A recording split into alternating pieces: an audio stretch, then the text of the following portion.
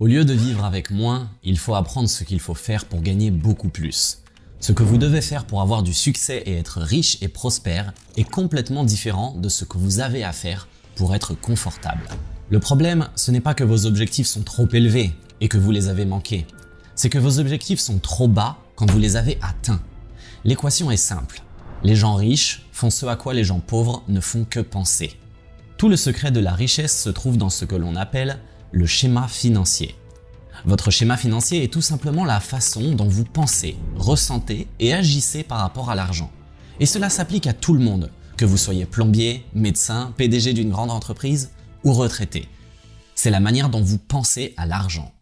Et peu importe si vous avez beaucoup ou très peu d'éducation, votre schéma financier est la véritable cause de votre succès, échec ou médiocrité financière. C'est ce même schéma qui crée vos habitudes et détermine si vous êtes épargnant ou dépensier, un bon ou un mauvais gestionnaire d'argent, et si vous allez finir par vivre sur un maigre revenu fixe ou que vous preniez une retraite riche. Votre plan financier détermine votre vie financière. Le fait est que la plupart des gens n'atteignent pas leur plein potentiel. La plupart des gens ne réussissent pas. 80% d'entre nous ne seront jamais libres financièrement comme ils le voudraient. Et 80% d'entre nous ne prétendront jamais être vraiment heureux. Et il y a une raison qui expliquerait cela. Et la raison est simple. La plupart des gens sont légèrement inconscients. Ils ne vivent qu'à un niveau très superficiel de la vie. Ils ne se basent que sur le monde visible. Ils ne se basent que sur ce qu'ils peuvent voir. Et ce qu'ils peuvent voir, ce sont les résultats, les fruits, la partie visible. Mais tout résultat, tout fruit trouve son origine dans la racine qui est invisible. Si vous voulez changer les fruits, où allez-vous devoir mettre votre attention? Bien évidemment, dans la racine. L'argent est un résultat de l'habitude financière. Le poids est un résultat de l'habitude alimentaire. Tout est résultat de quelque chose. La richesse est un résultat. La santé est un résultat. La maladie est un résultat. Nous vivons dans un monde de cause à effet, donc ça se résume à ça. Le seul moyen de changer définitivement votre monde extérieur, c'est d'abord changer votre monde intérieur.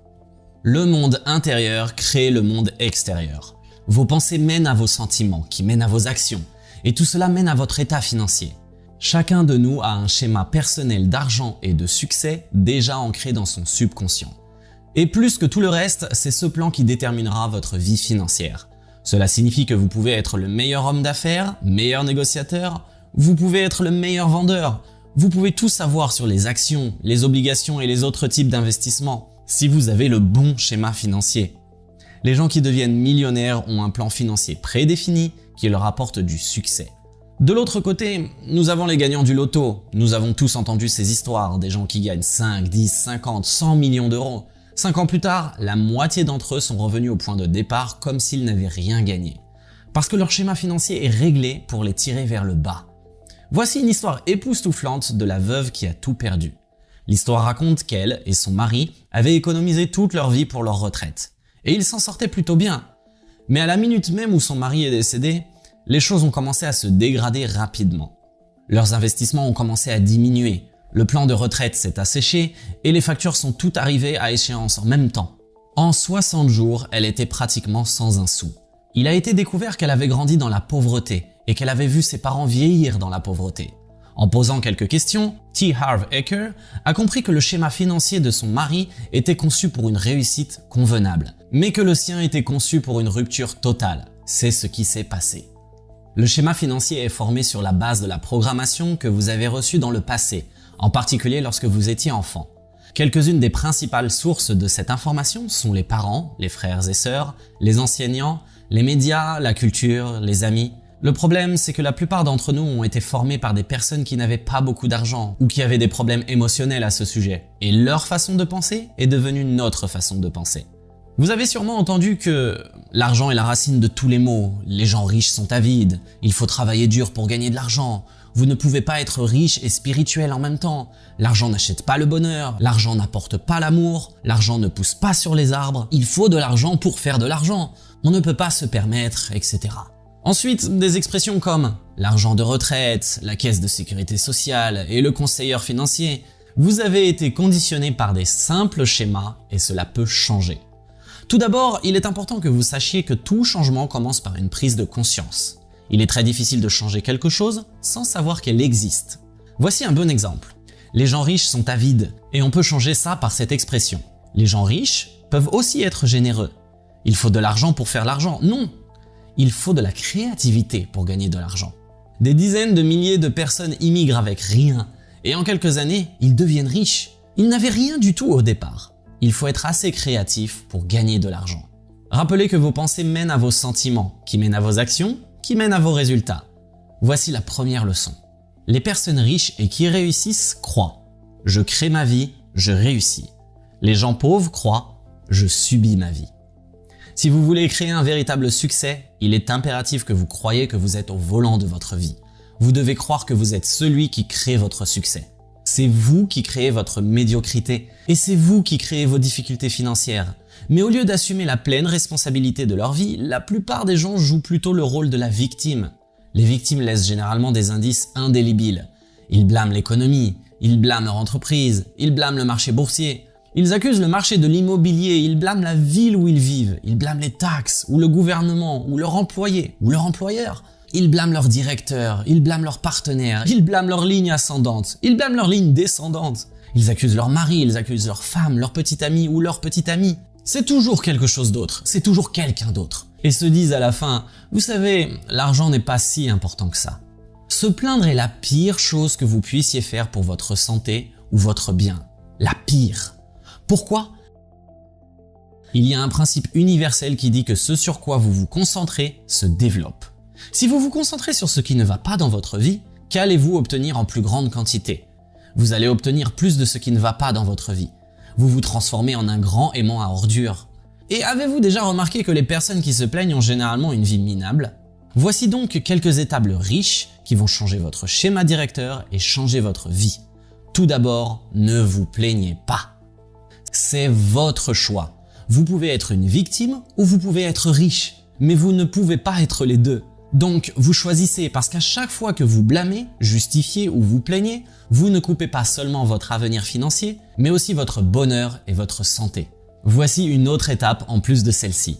Commencez à prendre l'entière responsabilité de tout ce qui se passe dans votre vie, surtout quand il s'agit de votre argent. Vous devez vous dire « Je suis l'acteur de mon succès financier ». Voici un exercice. Envisagez vos objectifs financiers en fonction de deux éléments. Le premier est en termes de revenus. La deuxième est en termes de valeur nette. Et prenez un moment pour y réfléchir. Disons que l'un de vos objectifs financiers en matière de revenus est de gagner 100 000 € par an. Ni bon, ni mauvais. Dites simplement 100 000 €. Et disons que votre objectif pour votre fortune nette est de 1 million d'euros. Maintenant, voici un autre secret de la richesse qui est la deuxième leçon. Les gens qui sont riches et qui réussissent jouent au jeu de l'argent pour gagner, alors que la plupart des gens jouent pour ne pas perdre. La plupart des gens jouent le jeu de l'argent de manière défensive au lieu de le jouer offensif. En sport, chaque fois que vous jouez un match strictement en défense, quelles sont vos chances de gagner ce match ? Très minces et très inexistants. Et la préoccupation première de la plupart des gens sont la survie et la sécurité. Alors quel est votre objectif ? Quel est votre véritable objectif ? Quelle est votre intention ? L'intention des gens riches est de créer l'abondance. Alors que la plupart des gens, leur intention est d'avoir assez d'argent pour payer les factures ou juste s'en sortir. Ou encore cette phrase « Je veux juste gagner de l'argent et avoir une vie décente ». Et vous savez quoi ? Grâce au pouvoir de l'intention, c'est exactement ce que vous allez obtenir. Pas un centime de plus. Il y a des millions de personnes en bonne santé, incroyablement intelligentes, qui ont essentiellement échangé leurs rêves contre la sécurité. Et voilà le truc. Leur vie entière tourne autour de leur budget qui est totalement serré. Quelle façon de vivre quand votre budget vous dirige ? Tout ceci est un plan basé sur la peur. Pourtant, le fait est qu'il y a des douzaines, si ce n'est des centaines de seniors qui ont créé plus de richesses en seulement 2 ans, plus que ce qu'ils ont créé durant leurs 50 dernières années. Tout dépend de votre intention. Tout est dans la façon dont vous pensez. Le confort ne mène pas à la richesse. Ce que vous devez faire pour avoir du succès et être riche et prospère est complètement différent de ce que vous devez faire pour être simplement confortable. On sait tous que le confort ne mène pas à la richesse. De l'autre côté, si vous optez pour la richesse, vous finirez probablement par être à l'aise. Il y a un dicton qui dit que si vous visez les étoiles, vous allez au moins toucher la lune. La plupart des gens ne visent même pas le plafond de leur maison et ils se demandent quel est le problème. Le problème de la plupart des gens est le suivant. Ce n'est pas que vos objectifs sont trop élevés et que vous les manquez, c'est que vos objectifs sont trop bas et que vous les avez atteints. T. Harv Eker dit que vous devez réécrire vos objectifs financiers et il veut que vous ajoutez un 0 à chacun de vos objectifs. Pour l'exemple qu'on avait pris précédemment, au lieu de viser un revenu de 100 000 euros et une fortune nette de 1 million d'euros, visez plutôt un revenu de 1 million et une fortune nette de 10 millions d'euros. Et quand vous regardez ces nouveaux objectifs, comment vous sentez-vous? Quelles sont les pensées qui tournent dans votre tête? Combien d'entre elles pourraient vous mettre un peu mal à l'aise? Est-ce que ça pourrait être un peu effrayant, un peu irréaliste? 1 million d'euros par an? Une fortune de 10 millions de dollars? Qui en a besoin? Je vais me tuer en faisant ça. Je ne veux même pas essayer de le faire. Je n'aurai pas le temps pour autre chose. Je suis trop vieux. Je ne sais pas comment faire. J'enlèverai de l'argent aux autres en faisant ça. Quel que soit le but que vous vous fixez en regardant ces deux nouveaux objectifs, votre schéma financier est la seule chose qui vous empêche d'avoir de plus gros chiffres. Alors voici l'étape du changement. Fixez-vous comme objectif de décupler vos revenus et votre fortune actuelle. Et en vous fixant comme objectif de décupler vos revenus et votre patrimoine actuel, vous vous engagez à aider 10 fois plus de personnes que vous ne le faites actuellement. Et cela vous permettra non seulement de gagner beaucoup plus d'argent, mais aussi de donner un nouveau sens à votre vie. Nous avons beaucoup parlé d'argent et de richesse, mais la vérité est que beaucoup de gens n'ont jamais grandi avec le désir d'être riches. Ou à un moment donné, ils ont eu le désir de réussir financièrement. Mais ensuite, ils ont en quelque sorte perdu la motivation. Alors pourquoi devenir riche? En plus de résoudre les problèmes des gens, il y a le style de vie. Il ne fait aucun doute que l'on peut mener un style de vie beaucoup plus agréable quand on est riche que quand on est fauché ou simplement à l'aise. Au moins on peut manger ce qu'on veut vraiment quand on va dîner. Être riche vous donne la possibilité de vivre dans une belle maison, conduire une belle voiture et envoyer vos enfants dans les meilleures écoles, et pouvoir voyager dans le monde avec les gens que vous aimez. Je ne dis pas que si vous n'avez pas beaucoup d'argent, vous ne pouvez pas être heureux. Vous pouvez certainement l'être. Mais voilà la chose, vous avez une vie. Pourquoi ne pas vous honorer et honorer ceux que vous aimez, en leur offrant ce que la vie a de mieux à offrir? La deuxième raison de s'enrichir est qu'avoir beaucoup d'argent est presque une nécessité, surtout si vous êtes là pour un certain temps. T. Harv Eker n'aime pas l'idée de devoir compter sur quelqu'un d'autre, comme le gouvernement ou une pension d'entreprise, pour prendre soin de vous. Donc encore une fois, au lieu de vivre avec moins, apprenez ce qu'il faut pour gagner beaucoup plus, par le biais de revenus actifs, de revenus passifs et de revenus d'investissement. La raison suivante pour être riche est de savoir qui vous devez devenir en termes de caractère, d'état d'esprit, d'habitude, pour avoir suffisamment de succès dans n'importe quel domaine afin de créer de la richesse. Tout d'abord, fixez votre intention de faire un don d'au moins 100 000 $ par an à des personnes et des organisations en lesquelles vous croyez et qui sont dans le besoin. Cela vous permettra non seulement de contribuer aux autres, mais vous donnera la raison parfaite pour vous enrichir. Voici un autre secret de l'esprit millionnaire. C'est un gros secret. Les gens riches et prospères admirent et prennent pour modèle d'autres personnes riches et prospères. Et que font la plupart des autres personnes? Ils leur en veulent pour rien du tout, n'est-ce pas? La plupart des gens regardent la réussite des autres avec ressentiment, jalousie ou envie, ou bien ils ricanent et disent « Oh, ces abrutis de riches ». Les gens riches et ceux qui réussissent pensent deux choses en même temps. Par exemple, ils pensent « Je suis riche et je suis généreux en même temps ». La plupart des gens qui ne réussissent pas pensent une situation à l'exclusion de l'autre. Je suis riche, donc je ne suis pas gentil. Je suis riche, donc je ne suis pas aimable. Je suis riche, donc je ne suis pas spirituel. Je suis riche, donc je n'ai pas de temps pour ma famille.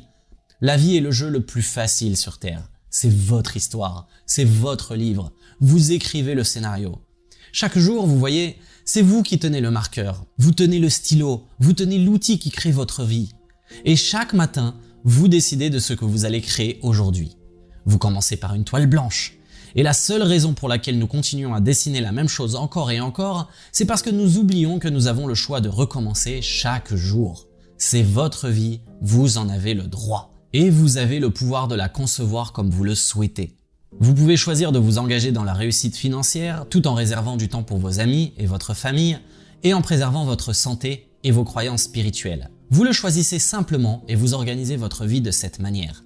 Ça ne vous dépasse pas, vous pouvez le faire. Il n'y a personne qui vous en empêche. Tout d'abord, engagez-vous à façonner votre vie comme vous le souhaitez. Fixez une intention sur la façon dont vous voulez que votre vie se présente dans tous les domaines. Mettez l'accent sur l'argent, les affaires, la famille, les amis, la forme physique et le plaisir. Ensuite, élaborez une stratégie de gestion du temps qui vous permettra de tout équilibrer. Rappelez-vous, il s'agit de l'un et l'autre, pas de l'un ou l'autre.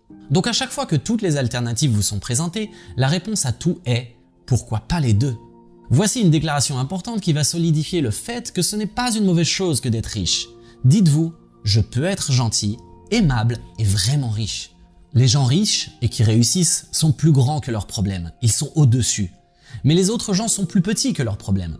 Le secret du succès, mon ami, n'est pas d'essayer d'éviter ou de se débarrasser de ces problèmes, c'est de s'épanouir afin de les surmonter. C'est pourquoi vous devez continuer à apprendre et à vous développer. Il y a un principe universel qui dit ceci: à tout moment, soit vous grandissez, soit vous mourrez. À tout moment, vous êtes soit en train de grandir, soit en train de mourir. Si vous avez une plante ou une fleur chez vous et que ça ne pousse pas, elle est automatiquement en train de mourir. Il en va de même pour nous. Cela inclut ceux qui sont déjà riches, ainsi que ceux qui ont déjà pris leur retraite. Vous devez continuer à avancer. Vous devez continuer à vous développer. Vous ne pouvez pas vous laisser aller. Alors voici un autre point important: continuez à apprendre. Les gens riches et qui réussissent sont prêts à apprendre et à grandir. Le succès laisse des indices. Alors allez à votre bibliothèque publique. Lisez des livres, suivez des cours, des séminaires, écoutez des programmes audio sur l'argent ou le développement personnel. Vous devez vous entraîner pour réussir. Vous pouvez apprendre à réussir dans n'importe quel domaine, y compris l'argent, les affaires et toute forme de réussite que vous choisissez. Voici une affirmation que vous devez répéter chez vous. Je suis plus grand que n'importe quel problème. Je pense que je peux gérer n'importe quel problème. Je peux me développer et apprendre le chemin du succès. Maintenant, qu'est-ce qui empêche généralement de passer à l'action? La peur. Et combien sont d'accord pour dire que la peur, le doute et l'inquiétude sont parmi nos plus grands obstacles, non seulement au succès, mais aussi au bonheur. L'une des plus grandes différences entre les riches, les pauvres et la classe moyenne est que les gens qui réussissent sont prêts à agir malgré la peur. Et la plus grande erreur que commettent la plupart des gens est d'attendre que le sentiment de peur s'apaise et disparaisse avant d'être enfin prêts à agir. Et ces gens attendent généralement pour toujours. Il n'est pas nécessaire d'essayer de se débarrasser de la peur pour réussir. Et les gens qui réussissent ont peur. Les personnes riches et prospères ont des doutes. Les gens riches et prospères ont des inquiétudes. Mais ils ne laissent pas ces sentiments les arrêter. Les gens qui ne réussissent pas ont exactement les mêmes sentiments. Mais ils laissent ces sentiments les arrêter. Combien d'entre vous sont d'accord pour dire que nous sommes des créatures d'habitude et que le grand secret est de s'entraîner? Il faut s'entraîner à agir malgré la peur, s'entraîner à agir malgré l'incertitude, s'entraîner à agir malgré les désagréments, s'entraîner à agir malgré l'inconfort. Arrêtez de laisser la peur diriger votre vie. Combien d'entre vous envisagent de faire quelque chose dans leur vie tout en ayant un peu d'incertitude autour de ça? Voici 2 mots qui feront que cette vidéo en vaudra la peine. Faites-le. Agissez malgré vos incertitudes. L'une des façons de changer votre schéma financier est d'adopter des modes de pensée riches. Il s'agit notamment d'assumer l'entière responsabilité de tout ce qui se passe dans votre vie, en particulier votre vie financière. Jouez le jeu de l'argent pour gagner. Engagez-vous dans l'abondance plutôt que dans la survie et la sécurité. Engagez-vous à créer de la richesse non seulement pour vous-même, mais aussi pour aider les autres. Admirez, bénissez et étudiez. Les personnes qui réussissent pensent toujours en termes des deux. Au lieu de faire l'un ou l'autre, vous pouvez faire l'un et l'autre. Soyez plus grand que vos problèmes. Engagez-vous à croître et à apprendre en permanence. Et agissez en dépit de la peur. Mes amis, si vous suivez ces étapes, vous commencerez à transformer votre argent, votre plan et à réinitialiser votre thermostat financier pour un succès naturel et automatique. Le fait est que notre monde n'est rien d'autre que le reflet des gens qui le composent. Et comme chacun d'entre vous élève individuellement sa conscience, le monde élève la sienne, passant de la peur au courage, de la colère à l'amour et de la pénurie à la prospérité pour tous.